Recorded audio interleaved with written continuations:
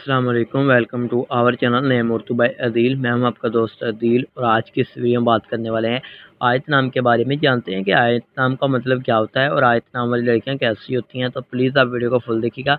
अगर आप हमारे चैनल पर नहीं हैं तो सबसे पहले चैनल को सब्सक्राइब कर लें और साथ वाले घंटे वाले बटन पर जरूर क्लिक करें ताकि आपको आने वाली वीडियो की नोटिफिकेशन मिलती रहे। तो बात करते हैं आयत नाम के बारे में। तो आयत नाम के बारे में हम बात करें तो आयत नाम का मतलब होता है, मीनिंग बनता है हदफ और अलामत के होते हैं। अगर हम बात करें आयत नाम की तख्लीक ज़बान की तो आयत एक अरबी ज़बान का नाम होता है। आयत मीन्स लड़की यानी लड़कियों के लिए हम इस नाम को रख सकते हैं।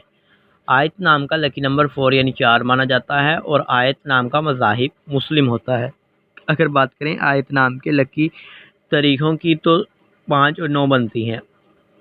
आयत नाम का बेहतरीन वक़्त 9 PM से लेकर 11 PM तक होता है और आयत नाम के मुआफ़िक दिनों में अतवार और मंगल भी शामिल होता है। और अब हम बात करते हैं कि आयत नाम वाली लड़कियां कैसी होती हैं। तो आप हालात का मुकाबला करना चाहती हैं, चाहे जितने भी लोग आपके मुखालिफ हों, आप अपनी बात पर कायम रहना चाहती हैं।